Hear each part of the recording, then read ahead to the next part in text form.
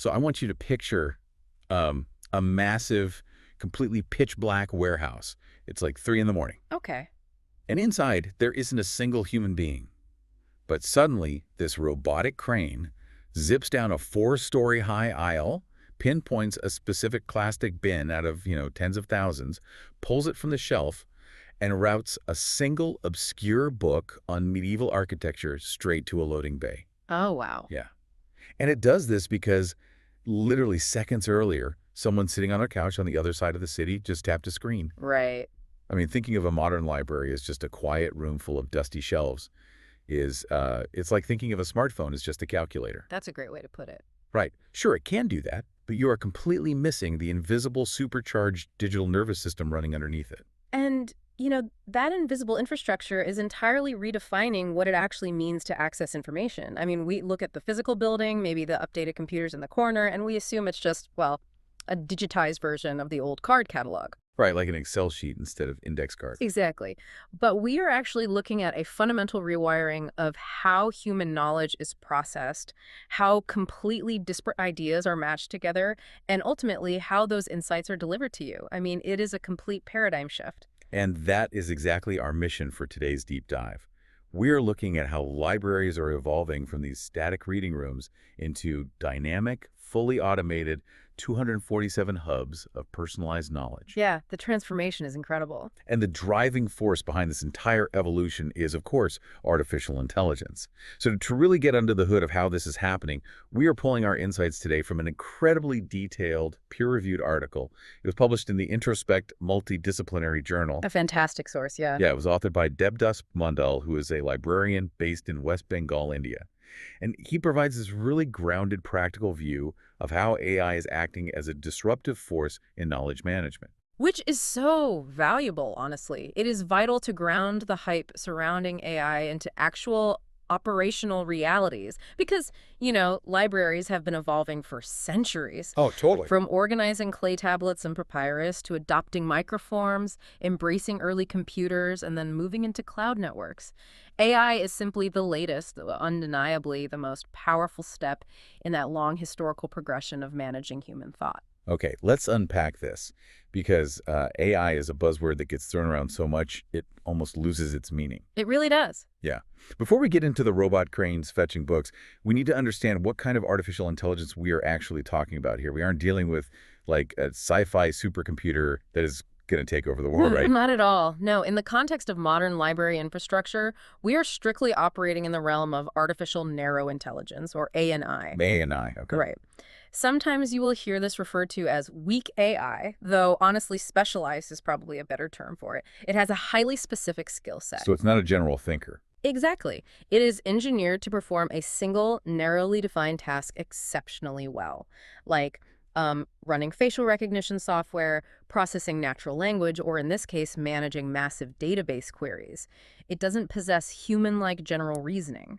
It just processes its specific domain at speeds we could never match. That makes sense. It is a specialized tool, not a sentient being.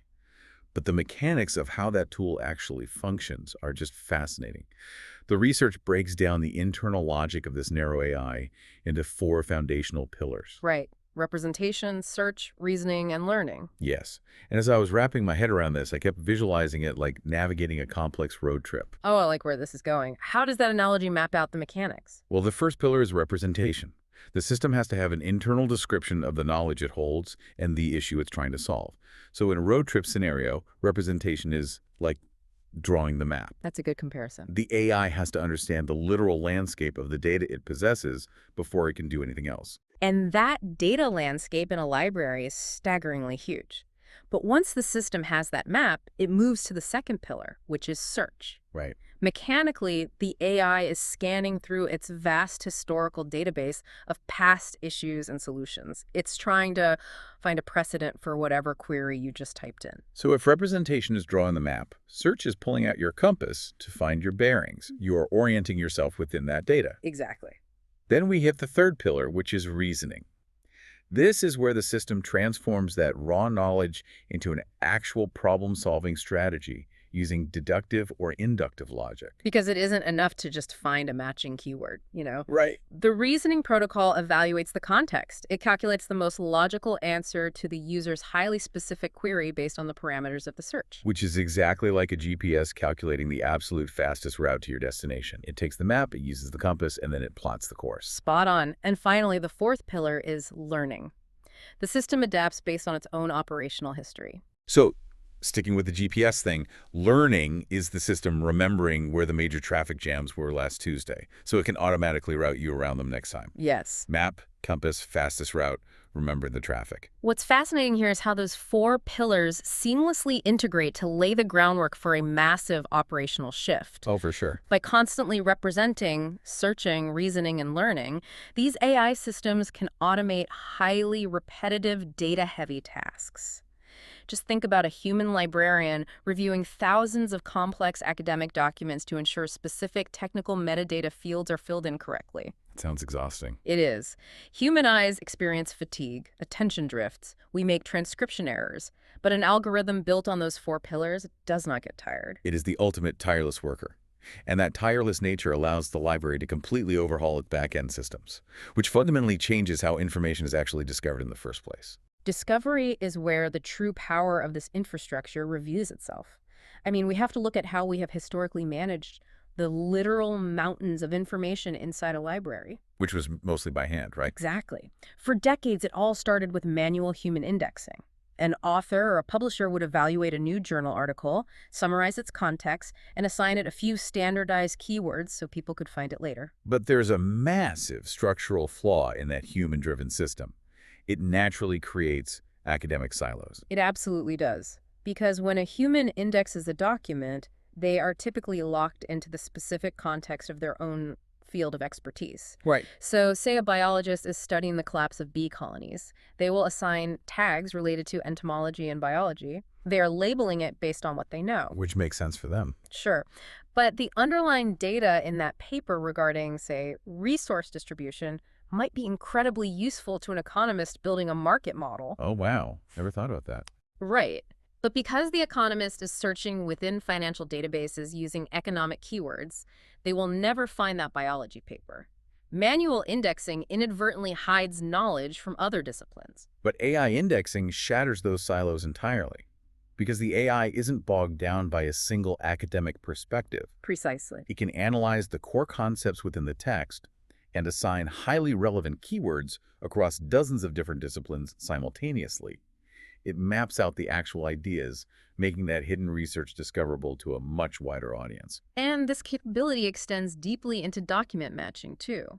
Because the AI is executing this highly accurate indexing based on the real content, rather than just a 5-word summary, it processes and compares materials in ways humans simply cannot scale. Here's where it gets really interesting. It's not just comparing the titles of two books to see if they're similar. It is going all the way down to the paragraph level. Way beyond the paragraph level, actually. Really? Yeah. The AI can recognize conceptual similarities across thousands of completely disparate papers. It can map a highly specific section of a textbook published 30 years ago directly to a related methodology section in a patent filed yesterday. That's insane. It links relevant portions of text that address the exact same phenomenon regardless of the literature type. It's like having a speed reader who instantly memorizes every single page of every book ever written. And then they can immediately tap you on the shoulder to say, hey, paragraph 4 on page 80 of this history book perfectly explains the anomaly you're seeing in this modern physics journal. And that content-based analysis actually leads to a rather sharp critique of our current academic citation system. Historically, we have measured the importance of a paper by how many other authors cite it. Which is essentially just a popularity contest. Exactly. It creates a very skewed picture of the research landscape. The current citation system is often driven by academic networking, institutional prestige, and name recognition rather than pure relevance. So the big names get bigger. Right. But AI mapping systems offer a far more accurate representation of human knowledge because they establish connections based entirely on the actual semantic content of the publications. They don't care who the author is. They only care what the text actually proves. Okay, so the AI is perfectly mapping and matching the content. But it's also fundamentally changing how we digest all that matched content through automatic summarization. And I found the distinction here really eye-opening. The extracted versus abstracted summarization. Yes, there are two very different ways AI summarizes a text. Extracted summarization is basically exactly what it sounds like. The AI scans a massive text, locates the most relevant sentences that already exist, pulls them out, and stitches them together into a shorter form. It functions like a highly efficient highlighter pen. Yeah, a highlight reel of the author's own words. But abstracted summarization is entirely different. This uses advanced natural language processing technique. Right, NLP. Yeah, and it doesn't just copy and paste. The system mathematically breaks down the semantic meaning of the entire text, understands the context, and then writes a brand new, human-readable summary using original sentences. It is synthesizing the meaning and writing prose from scratch. It's a huge leap in capability. But honestly, I have to push back on this a little bit. Okay, let's hear it. Well, if I am reading a dense philosophical text or a highly nuanced piece of historical analysis, I feel like a human scholar is still vastly superior at understanding the deep subtlety of that work than an algorithm running vector mathematics. Doesn't abstracted summarization risk like flattening out the real genius of a text? That's a very fair point. Yeah. And when it comes to singular, highly nuanced interpretations of a solitary work, a human expert absolutely has the edge. Okay. But we have to look at the limitations of human scale. A human scholar can only read, interpret, and summarize a finite number of texts in a lifetime. An AI model can summarize 1,000,000 articles in an afternoon. So it is a matter of volume. Volume and cross-pollination. If we connect this to the bigger picture, the AI isn't designed to replace the deep human interpretation of a single text. It is designed to facilitate interdisciplinary breakthroughs. By seeing the connections. Right. It sees the overarching connections across millions of documents that no single human could ever hold in their working memory at one time. The AI maps the entire forest, allowing the human scholar to know exactly which specific tree is worth their deep, nuanced attention. That makes perfect sense. The back end is completely supercharged. The forest is mapped. But let's look at how this impacts the front end. Because having this flawless, invisible infrastructure is amazing. But what happens when you, the listener, actually walk through the doors of your local branch or log in from your laptop? The most immediate impact you will feel is a dramatically elevated level of user service, specifically through AI-powered recommendation engines. Like Netflix for books. Basically, yeah. The library is utilizing the exact same collaborative filtering technology you experience on massive streaming platforms. It analyzes your reading history, your search patterns, and compares them against millions of other users to suggest materials. So it isn't just a static database waiting for you to know exactly what you want. It is an active, highly personalized concierge suggesting things you might love but never would have found on your own. And that concierge service doesn't stop when the physical building locks its doors at 8 p.m. Right. By deploying advanced conversational AI chatbots, libraries are effectively extending their reference desk hours to 247. If you are browsing a database at 2 in the morning and hit a wall, a virtual assistant can handle complex directional questions, alert you about newly acquired digital resources, and guide your search in real time. But the automation isn't restricted to just the digital space. It is happening in the physical world too, which brings us back to those robotic cranes we talked about at the very beginning. Oh, the ASRS systems. Yeah. The implementation of robotic process automation handles the digital administrative tasks, migrating data, processing registration forms, but the automated storage and retrieval systems, the ASRS, they fundamentally alter the physical architecture of the building. The mechanics of ASRS technology are just remarkable. As libraries digitize more of their core collection, they no longer need to keep massive stacks of low-circulation physical books taking up highly valuable climate-controlled floor space. They move now. Right. They move those materials to off-site, high-density storage facilities. And high density meaning the shelves are packed incredibly close together, going stories high, because you don't need to leave room for human beings to walk down the aisles. Precisely.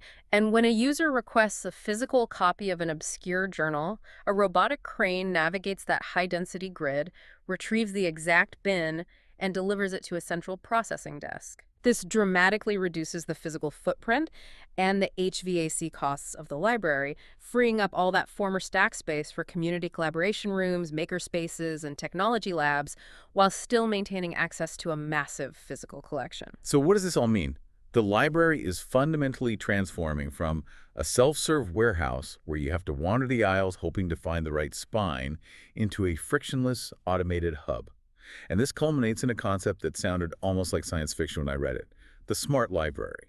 The smart library is really the logical endpoint of this integration. It is a fully automated facility designed to be accessible to users, even if there are absolutely zero staff members on site. Zero staff. None. The lighting, the security entryways, the computer terminals, the climate control, all of it is managed seamlessly via remote networks. So visitors just walk in, scan their personal smart devices to unlock the resources they need, use the automated retrieval systems, and navigate the space completely independently. By automating the mundane, repetitive operational tasks, libraries fundamentally change how communities interact with knowledge. They make the acquisition of information faster, highly intuitive, and infinitely more accessible. But if the robotic cranes are fetching the physical books, and the algorithms are mapping the research, the chatbots are answering the reference questions, and the physical building can literally operate with zero humans on site, what on earth happens to the human librarian? Are we just engineering them out of existence? It is the most critical question in this entire transformation.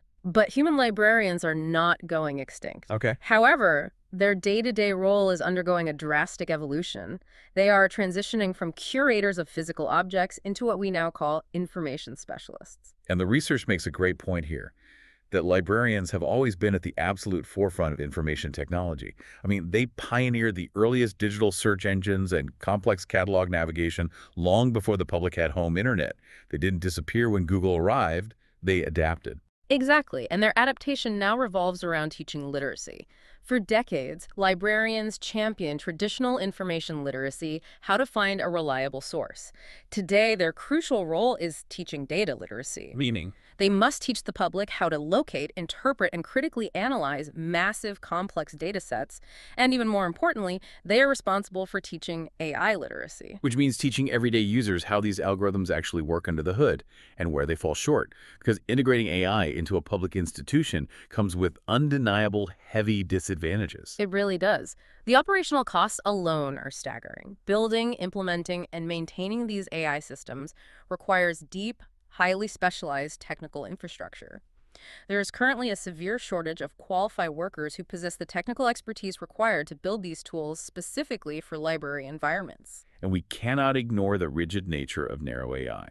If an algorithm is flawlessly trained to recommend historical fiction, it cannot easily pivot to managing the building's climate control or answering a reference question about local tax forms. Right, it's narrow. It lacks the ability to generalize, meaning the library has to purchase, train, and maintain dozens of separate, highly specialized systems. And that lack of generalization leads to a significant economic impact. Automating these specialized tasks inevitably eliminates certain human administrative jobs, shifting the employment landscape within the library sector entirely. But the disadvantage that feels the most urgent, the one that really fundamentally threatens the concept of a library, is the issue of training data. Ah. The systems reflect the data they are fed at scale, and this requires a serious pushback. Because libraries have historically been viewed as the ultimate neutral ground. Sure. They are supposed to be objective bastions where all knowledge is equally accessible. But if these AI recommendation engines and search algorithms are trained on historical human data, aren't they just mathematically optimizing our past prejudices? If the data is flawed, aren't we hard-coding bias into the very foundation of how knowledge is discovered? This raises an important question, and it highlights the fundamental operational flaw of machine learning. An algorithm is designed to optimize for patterns. It doesn't have a conscience. It has a mathematical objective. Right. If the historical pattern it analyzes contains inherent biases regarding, say, whose research was published or which topics were heavily funded, the algorithm will naturally prioritize and amplify those same biases in its search results and recommendations. It creates a massive data pollution problem. So we are building an incredibly fast, highly efficient engine that might just be pointing us in the exact wrong direction. Which is exactly why the human librarian is more vital today than ever before. They cannot just be passive users of this technology. They must act as active auditors. Like that. Active auditors. They are the responsible custodians of the system's integrity. If an AI system is skewing search results based on biased training data, the algorithm won't fix itself. It takes a highly trained human information specialist to recognize that flaw, adjust the parameters, and ensure the ecosystem remains objective and inclusive. The AI can process millions of data points a second, but it completely lacks a moral compass. The librarian provides the wisdom that the machine lacks. They are literally guarding the integrity of human knowledge against the mathematical blind spots of the algorithm. It is a necessary partnership. The sheer scale of the machine requires the ethical oversight of the human professional. That completely changes how you view the person sitting behind the reference desk. So to bring this all together for you listening, the next time you log into your local library's portal or search for a digital resource, realize the massive, intelligent, and highly complex infrastructure working tirelessly behind the scenes. It's incredible when you really think about it. It isn't just a digital catalog. It is an AI system representing searching, reasoning, and learning to map the entire forest of human knowledge just to match you with the exact tree you need. Artificial intelligence is an incredible enabler of progress, but it fundamentally requires human stewardship to keep it honest. It is a remarkable leap forward, provided we manage the tools responsibly. Exactly. And as we wrap up, I want to leave you with one final provocative thought to mull over. And it's drawn from a mechanical detail in how these systems process text. Okay. So advanced AI can enhance broad access to digital materials by automatically identifying and filtering out sensitive content from larger datasets. The mechanical logic is that if the system automatically redacts the sensitive portions, the remaining non-sensitive data can be shared much more freely and safely across public networks. Right, that's the theory. But think about the implications of that automated filtering for a second. If we hand over the keys to an algorithm to automatically filter out what it mathematically defines as sensitive, who gets to program the definition of that word? It is the ultimate dilemma of algorithmic governance. Could the ultimate curator of human knowledge inadvertently become its ultimate invisible censor? It really makes you rethink that smartphone versus calculator analogy we started with. We aren't just holding a faster calculator. We are interacting with a system that is actively making autonomous decisions about what information we even get to see. So keep questioning the systems around you, keep exploring those hidden connections, and definitely keep visiting your local library, whether you walk through the physical doors or log in at 2 a.m. to chat with a bot. Well said. Thanks for joining us for this deep dive into the source material. We'll catch you next time.